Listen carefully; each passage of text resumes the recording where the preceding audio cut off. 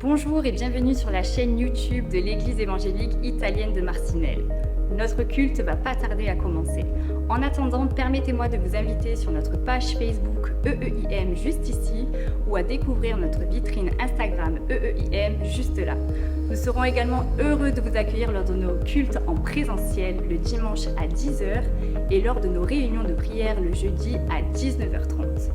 En plus de tout cela, nous organisons des réunions de jeunes les dimanches soirs à 18h, ainsi que des groupes de maison en semaine dont vous obtiendrez toutes les informations via cette adresse mail ou directement via les réseaux sociaux.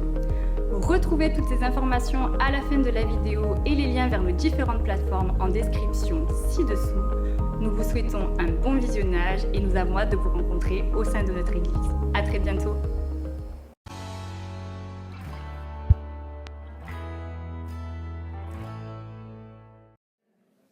Donc ce matin, le titre de ma prédication, c'est « Sois un disciple qui fait des disciples ». Vous allez voir pourquoi j'ai choisi ce titre, mais avant tout ça, je vais lire dans Matthieu 28, 18-20, qui dit, un verset très connu qu'on connaît très bien, « Jésus s'approcha et leur dit, « Tout pouvoir m'a été donné dans le ciel et sur la terre. Allez donc, faites toutes les nations des disciples. Baptisez-les au nom du Père, du Fils et du Saint-Esprit, et enseignez-leur à mettre en pratique tout ce que je vous ai prescrit. Et moi, je suis avec vous tous les jours, jusqu'à la fin du monde. » Quelle belle promesse, hein? Ce matin, je vais dire que je vais être un tout petit peu piquant. Pourquoi? Parce que c'est beaucoup de remise en question. Et je veux vraiment le faire avec toute humilité parce que, premièrement, je suis d'abord le premier concerné. Donc c'est vraiment un message qui me tient à cœur parce que de temps en temps, on a besoin aussi de remise en question. Enfin, je dirais même souvent, parce que sinon, on n'avance pas. Et vous savez, en réfléchissant à ce message, je me suis rendu compte que nous, les chrétiens, comme il l'a très bien dit Tim justement dans ce témoignage, on s'habitue aux habitudes. On vient à l'église, on travaille, on retourne à la maison, on fait à manger, on fait toujours la même chose. Et chaque fois, même qu'on vient le dimanche, pour nous, ça devient une habitude. On vient parce qu'on doit venir au culte. Parfois, on garde même un peu ses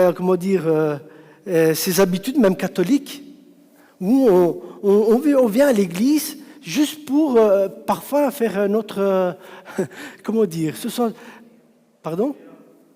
Notre BA, exactement. On vient à l'église pour dire, voilà, je me suis comporté, j'ai fait ma petite vie dans la semaine, mais je viens à l'église un peu comme ça, voilà, je vais me sentir un peu plus léger, au moins je peux me faire pardonner d'une chose ou l'autre par le Seigneur, et on prend vraiment cette habitude. Et un truc qui est incroyable aussi, c'est que je remarque on sait, tout le monde sait ici, qu'on s'approche de la fin des temps. Tout le monde. Nous voyons l'actualité, tout ce qui se passe, on sait tous qu'on est à la fin. Mais ce qui est fou, c'est qu'on garde toujours notre vieille habitude. Comment ça se fait? Et j'ai pu comprendre ces derniers temps que notre corps aime les habitudes. Notre cerveau, qui est vraiment notre tour de contrôle, aime les habitudes. Lui capte une habitude, et alors quand on se sent dans le confort, quand on est bien, on se sent en sécurité. Donc qu'est-ce qui se passe?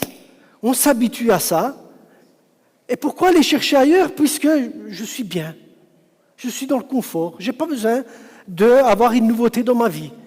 Et dès qu'il y a un changement dans notre vie, dès qu'il y a quelque chose qui se passe dans notre vie, nos neurones le captent. Et qu'est-ce qui se passe? Les peurs, les angoisses arrivent. Je dis, oh là, mais je suis bien comme ça. Pourquoi je dois changer? Et alors notre corps va capter ça. Et on va prendre peur et on va s'inquiéter. Et j'ai pris un exemple, comme quoi nous on s'habitue très vite. Et j'ai pris un exemple, on peut lancer la PowerPoint.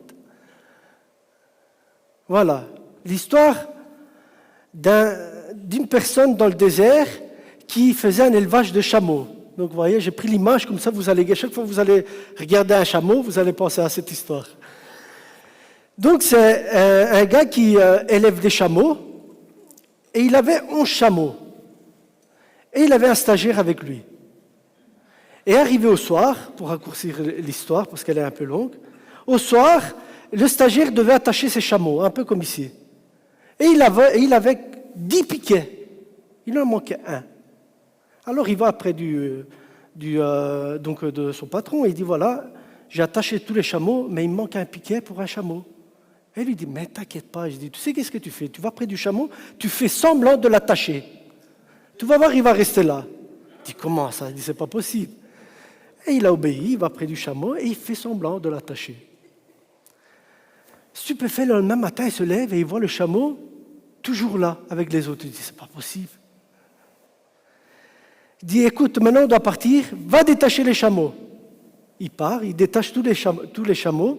Tous les autres chameaux le suivent. Il y en a un qui reste. Celui qui a fait semblant de l'attacher. Il va près de son maître, il dit, mais excuse-moi, mais le chameau là, il ne veut pas bouger, comment ça se fait? Ben, c'est parce que tu ne l'as pas détaché. Et alors il a été tout près, il a détaché le chameau et il l'a suivi. Et parfois, nous sommes comme ça. Parfois, nous faisons les choses tellement par habitude qu'on ne se rend pas compte, en fait. Parfois, on pense à autre chose, on est en train de faire quelque chose, et ça vient tout seul, parce qu'on est habitué. Et on a ce confort-là. Donc, comme je l'ai dit, on doit faire attention à ces habitudes-là. On doit se rendre compte qu'on peut vite tomber dans ces choses-là. Vous savez, l'Église locale peut connaître l'expansion. On peut avoir plein de gens qui viennent à l'Église rapidement. Pourquoi? Parce que le monde, les personnes de l'extérieur commencent à se rendre compte que dans l'Église, en fait, il y a des bonnes choses qui se passent. Et j'ai déjà entendu quelquefois dire « faut que je vienne à l'Église parce que je sais que mes enfants, ils ont besoin d'une certaine valeur, parce qu'il n'y a plus de valeur dans ce monde. » Donc, ils adhèrent facilement à l'Église. Mais, il y a un mais, ce n'est pas pour ça que leur façon de vivre va changer. Ils vont rester toujours dans les mêmes habitudes. Il n'y a rien qui change. On va venir pour les bonnes valeurs, on va venir parce qu'il y a des bonnes choses pour nos enfants, et c'est la vérité, parce que c'est ici qu'ils peuvent apprendre et grandir spirituellement, mais nous, on va rester les mêmes. On ne change pas. Vous savez, parmi le monde, il y a des centaines de millions de croyants. Je crois que dans la religion chrétienne, il y a 3 milliards de chrétiens, plus ou moins, suivis des musulmans. Il y en a plus ou moins 2 milliards et des. Mais, encore toujours le mais, combien dans ces 3 milliards il y a de disciples? Et justement, nous allons voir ensemble que c'est très bien de croire en Christ, mais c'est autre chose de suivre Christ. Beaucoup de religions croient en Jésus, mais il n'y en a pas beaucoup qui le suivent.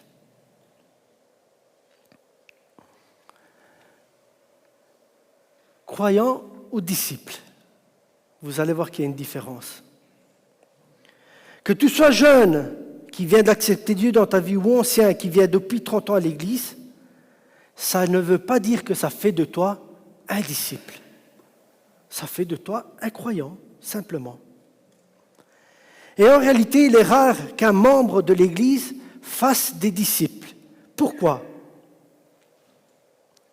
Parce que lorsque l'Évangile nous a été prêché, on nous a demandé simplement de croire. Crois et tu verras ce que Jésus peut faire dans ta vie. Et parfois, on est resté bloqué à ça. Au fait de croire en Jésus. Et on reste bloqué à ça. Bien sûr, nous sommes sauvés, nous avons la vie éternelle, parce que tu crois. Mais après avoir cru, est-ce qu'on va rester à cette étape? Est-ce qu'on va rester les dimanches après dimanche, dimanche après dimanche, dimanche après dimanche, 5 ans, 10 ans, 20 ans, 30 ans, venir les dimanches assis sur ce banc, excusez-moi l'expression, échauffer le banc? Est-ce que nous allons rester à cette étape-là? Et on va se contenter, nous qui nous sommes à la fin des temps, on va se contenter à rester sur ce banc. Oui, mais l'église, ça prend trop de temps. Il faut venir nettoyer, il faut venir faire les travaux, il faut venir suivre les réunions. Mais il y a trop de réunions, mais il y a trop d'activités. Je vois les visages d'ici.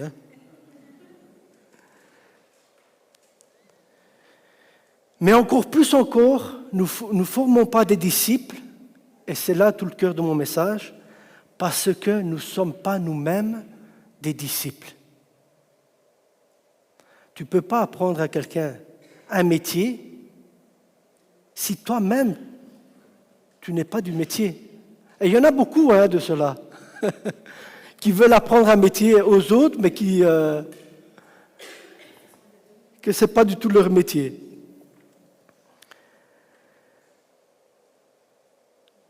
Nous ne prenons pas la peine d'apprendre à l'autre à suivre Jésus.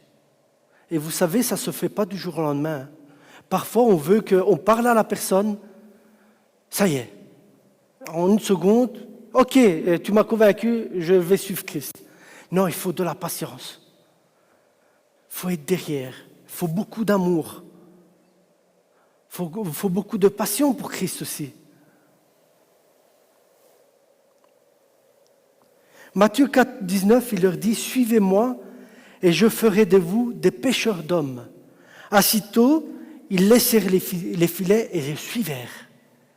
Voilà, c'est ce qu'ils ont fait les disciples. Ils ont suivi Jésus. Faites attention au GSM, mettez-le en silencieux, sinon après c'est un peu perturbant. C'est pas grave, ça arrive. Ce ne sont pas ceux qui parlent de Jésus qui le connaissent vraiment, mais ceux qui lui obéissent et le suivent. Dans le mot disciple, il y a une notion de discipline qui désigne une règle de conduite que l'on s'impose. Être disciple de Jésus nécessite renoncer à soi-même, à certaines choses. D'ailleurs, nous allons le voir après dans les points. Certains plaisirs charnels, certains conforts. Moi, je me souviens d'un collègue, je ne veux pas dire son nom parce qu'on ne sait jamais qui regarde maintenant avec Internet. Un jour, on parlait de Dieu, il me dit, mais tu sais, moi, je suis très croyant, je crois en Dieu, mais je ne peux pas venir à l'église. Je dis, ah bon? Je dis, pourquoi? Parce que je dois renoncer à trop de choses.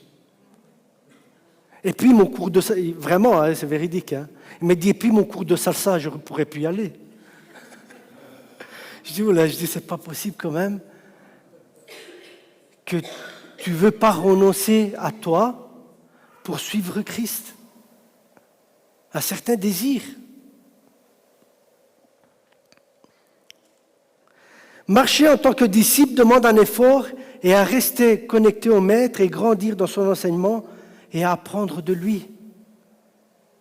Combien de temps on passe dans la présence de Dieu? Combien de temps on passe à étudier la Bible, pas à lire, parce que lire et étudier c'est différent, je le dis souvent. Combien de temps on passe à ça? Combien de temps on passe à remercier Dieu?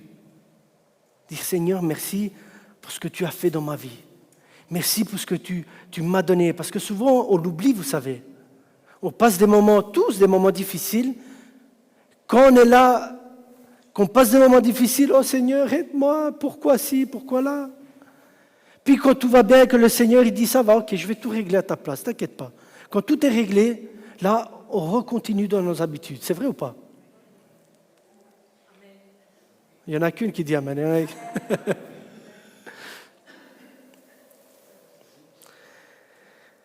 La Bible, ou Dieu, ne parle pas qu'on soit des personnes parfaites. Bien sûr, on doit se sanctifier, on doit aller vers ça. Mais il ne nous demande pas d'être parfait.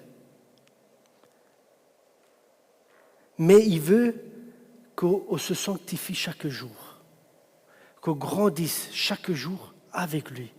Il veut passer du temps avec nous. Ça, c'est ce que Jésus veut. Il veut avoir une communion avec nous chaque jour. Pourquoi, selon vous? Parce que la vie, elle est tellement difficile qu'il n'y a que lui qui peut nous donner la paix. Parce qu'on est vite débordé. On n'arrive pas à suivre. On est comme ça. Vous savez, le mot chrétien ou croyant dans la Bible apparaît 3 fois. Le mot disciple dans la Bible, il apparaît 270 fois. Donc vous voyez un peu comme Dieu met l'importance du disciple dans la Bible. 3 fois croyant, 270 fois disciple. Et ce matin, je veux rappeler justement les conditions d'un vrai disciple. C'est quoi un vrai disciple?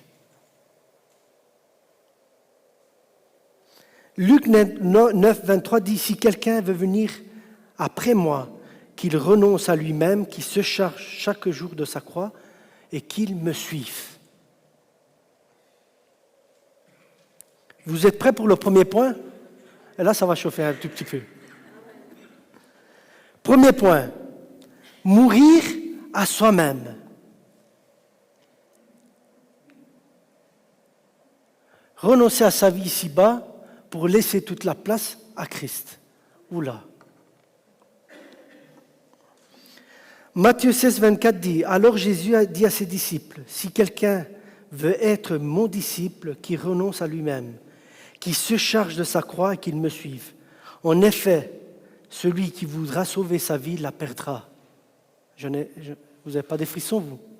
« Mais celui qui la perdra à cause de moi, un jour il la retrouvera. » Amen. Je crois vraiment que la chose la plus difficile à faire, c'est renoncer à soi-même.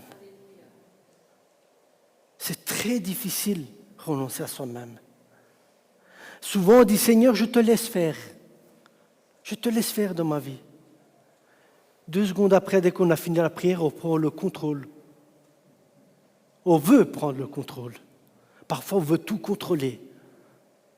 On ne sait pas tout contrôler. Il faut renoncer à toi-même.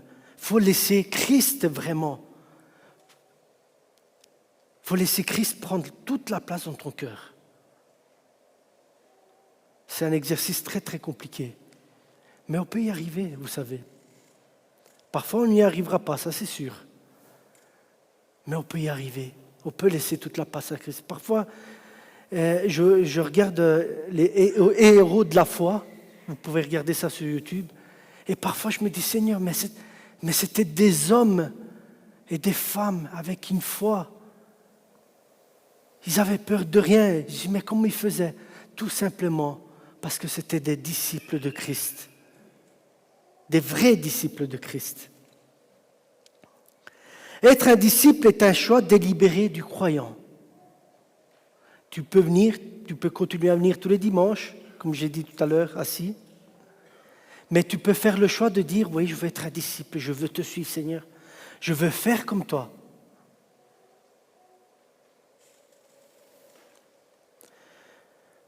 La vie d'un disciple de Jésus est un choix conscient, avec l'instruction de lâcher ses propres exigences et de prendre les exigences de Jésus et de se laisser instruire par lui. De plus suivre son intérêt, mais de servir les intérêts du royaume de Dieu. Et ça ne veut pas dire qu'on doit arrêter de vivre. Hein. Ça veut dire que là où tu seras, l'endroit où tu seras, c'est Jésus qui va prendre la place dans ta vie. Et les autres, ils vont voir ça.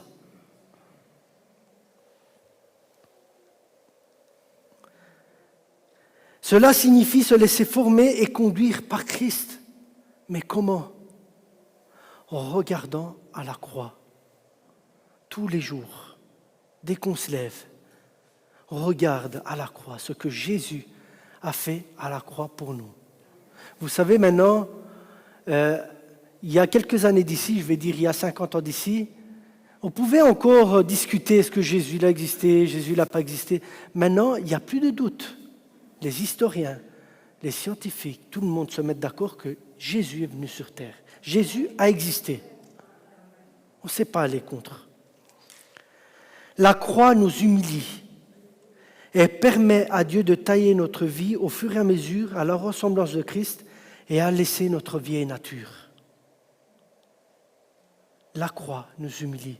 Parfois, on voit même à la TV ces hommes qui ils pensent avoir le monde entre ses mains. Mais s'ils regarderaient un seul instant à Jésus, tout de suite, ils vont se rendre compte qu'on n'est rien en fait sur cette terre. Nous ne sommes que poussière. Un jour, notre corps, il ne sera plus là. On va laisser tout ici.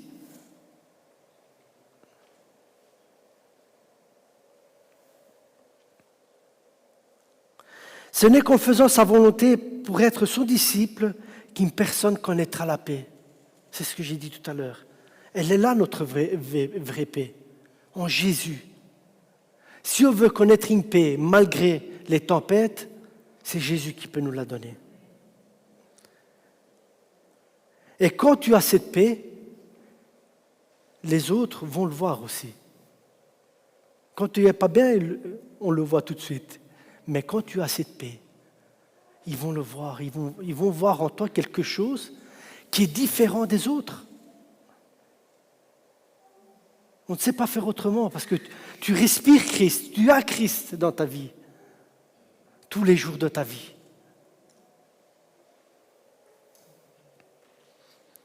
Est-ce que ce matin, on veut être ce disciple, différent, avec un nouveau départ peut-être? Malgré mes problèmes, malgré mes soucis, Seigneur, je veux te suivre. Je veux ressembler à toi.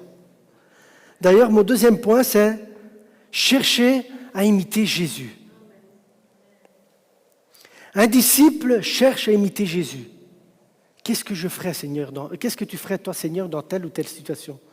Comment tu te comporterais? Comment tu réagirais? Et vous savez, moi, j'ai mon petit garçon, Raphaël. Parfois, Mélissa me dit, regarde comme il se tient. Et parfois, il fait les mêmes gestes que moi. Moi, je me mets sur le fauteuil, comme ça. Et lui, il se met comme ça aussi. Vous voyez un peu comme déjà les enfants, c'est en nous. C'est en nous le fait d'imiter. Ça fait partie de l'être humain. On veut imiter les autres. 1 Corinthiens 11:1 dit « Soyez mes imitateurs comme je le suis moi-même de Christ ». C'est Paul qui parle. Paul il dit « Soyez mes imitateurs comme moi-même je suis imitateur de Christ ». On peut dire ça chacun de nous. On pourrait le dire. Soyez mes imitateurs parce que moi-même j'imite Christ. Est-ce qu'on est à ça aujourd'hui? Est-ce qu'on pourrait se trouver au niveau de Paul et dire à quelqu'un, sois mon imitateur? Oula. On est loin de ça. Ça m'a fait réfléchir vraiment. Je dis, Seigneur, est-ce que je peux dire ça à quelqu'un? Sois mon imitateur.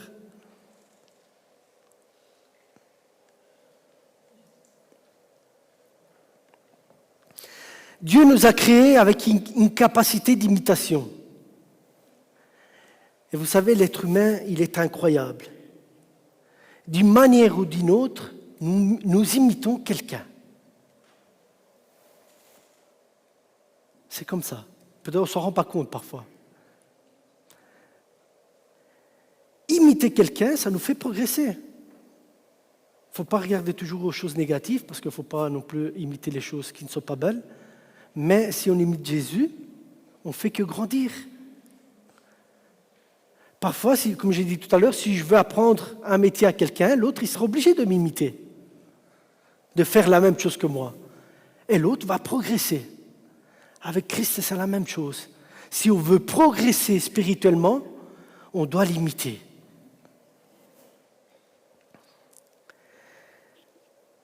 Et comme je l'ai dit, ça fait partie de nous-mêmes. C'est l'être humain. Et il y a une psychomotricienne, voilà, parce que le mot il est un peu... imiter l'autre pour devenir soi. Elle s'appelle Audrey Lalagu. Elle a dit ça. Elle a dit imiter l'autre pour devenir soi. Et en 1990, on a découvert, des scientifiques ont découvert, que notre cerveau a des neurones qui s'appellent les neurones miroirs, pour ceux qui ont fait la médecine ou autre. C'est quoi? Voilà un peu une image. C'est justement les neurones de l'imitation. Si vous êtes en face de quelqu'un qui ressent des émotions, par exemple, vous avez un exemple, vous êtes joyeux, vous arrivez devant quelqu'un qui est triste, tout de suite, vous allez faire quoi? Vous allez être triste aussi. C'est automatique. Nos neurones vont capter les mêmes émotions que l'autre et on va être triste avec l'autre. Ça me rappelle aussi le passage de la Bible qui dit pleurez avec qui pleure, riez avec qui rigole. Donc vous voyez un peu dans la Bible comme aussi elle donne beaucoup d'exemples sur ça. Un bébé, il ne comprend rien au sourire, pourtant vous allez sourire. Il va faire quoi? Il va sourire. Vous voyez, donc déjà, on est déjà avec ça.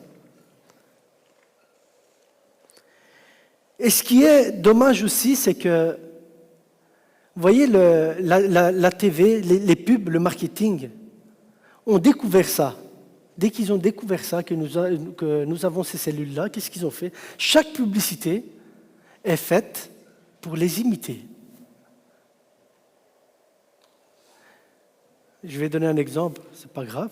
Coca-Cola, moi quand je vois Coca-Cola à la télé, la première chose que j'ai envie de faire, c'est aller dans mon frigo de boire un Coca-Cola, bien frais. Vous voyez un peu comment on fonctionne. Notre cerveau, il capte tout et on imite. Ce matin, j'ai quelques questions à vous poser. Si vous voudriez être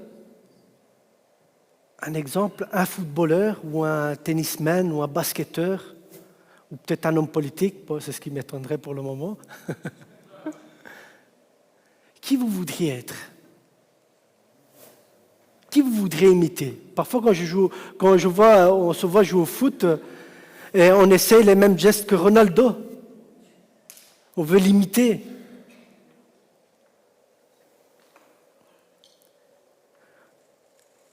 Si vous voudriez être un personnage de la vie de tous les jours, qui vous voudriez être? Telle ou une telle personne? Peut-être. Mais maintenant, si je vous pose la question, si vous voulez être le champion dans le domaine de l'amour, qui vous voudriez imiter? Jésus. Moi, si je veux être un champion dans l'amour, c'est la personne que j'imiterai et que je veux imiter. C'est Jésus. Parce que quand on imite Jésus, on va au-delà de nous-mêmes. Parfois, il y a des choses qu'on aura du mal à pardonner, mais avec l'amour de Jésus, on va y arriver. L'apôtre Paul était un imitateur de Jésus, parce que Paul était un imitateur de Christ et il a pu apprendre à aimer. Vous connaissez l'histoire de Paul, hein? Et le gars, il tuait des chrétiens, hein? Sans aucun état d'âme. D'ailleurs, il était là quand ils ont tué Étienne. Ils l'ont lapidé. Vous savez, c'est quoi la lapidation? Je n'aurais pas voulu être à cette époque-là. Hein. Parce que peut-être que nous aussi, on serait là en train de lancer des pierres. Paul, il faisait partie de ça. Et après, il a appris à aimer, comme Christ a aimé. Donc ce matin, mettons en action nos neurones miroirs. avec Jésus.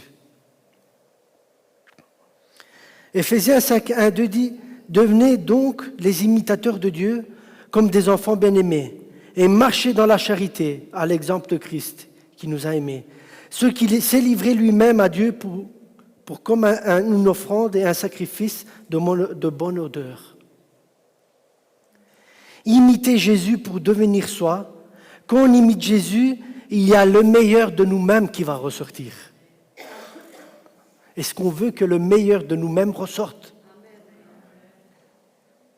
Ou est-ce qu'on veut faire ressortir notre caractère,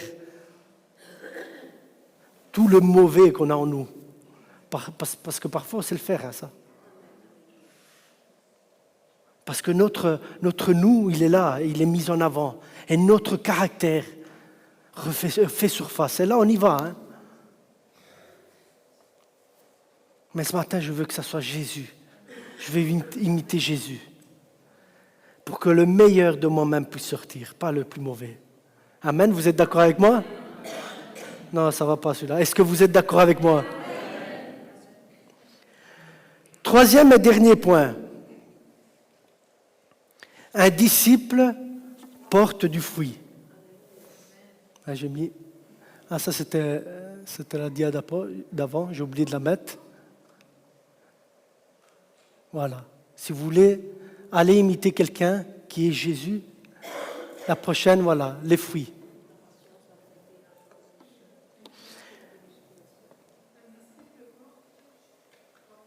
Je te le dirai après.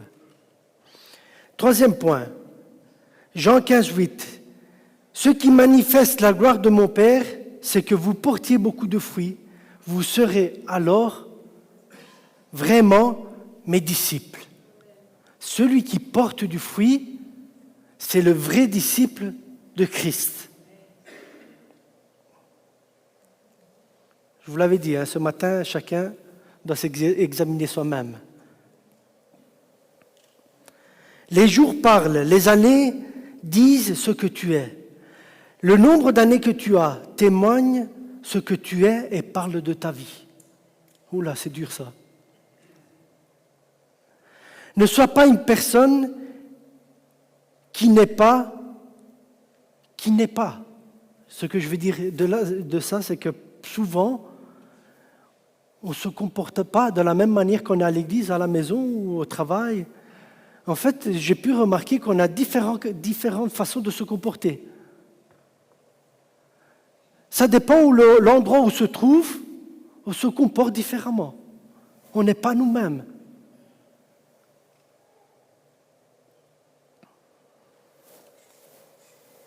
Est-ce que ta vie parle de Jésus ce matin? Est-ce que les années que tu es venu à l'église parlent de Jésus? Et malheureusement aussi, notre réflexion, c'est que il y a beaucoup de personnes de l'extérieur se plaignent des chrétiens. Se plaignent parce que quand ils viennent la première fois, tout est beau. L'accueil est magnifique, tout est super. À la 10e fois, c'est plus la même chose. Mais je ne pensais pas que l'Église elle était comme ça. Je ne pensais pas que les chrétiens étaient comme ça.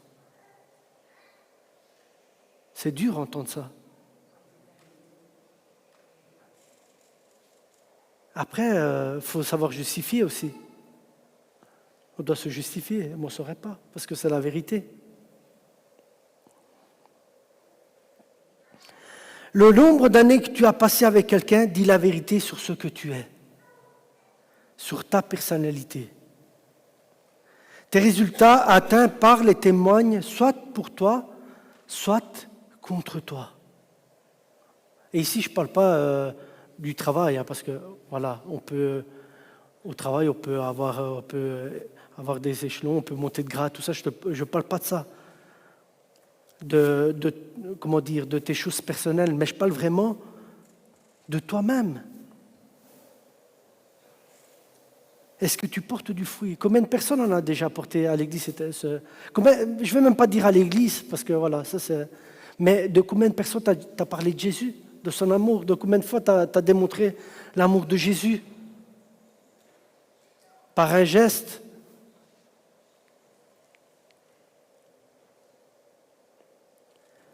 Est-ce que pendant toutes ces années, tu as porté du fruit? Ou tu as porté que malheur et division? Galates 6, 4, 5 dit que chacun examine son œuvre propre et alors il aura de quoi être fier par rapport à lui-même et non par rapport à quelqu'un d'autre, car chacun portera sa propre charge. Chacun devra rendre des comptes à Dieu. Pendant qu'on est sur cette terre, voilà, on peut se la passer bien, on va dire comme ça, mais une fois qu'on va se retrouver devant lui, ça sera autre chose, vous savez. On aura des comptes à rendre. Comme j'ai dit, on sera tous sauvés, on sera sauvé, celui qui croit. Mais là-haut, on a des récompenses aussi. Seigneur, je veux faire partie de ceux qui vont recevoir ces récompenses-là. Amen.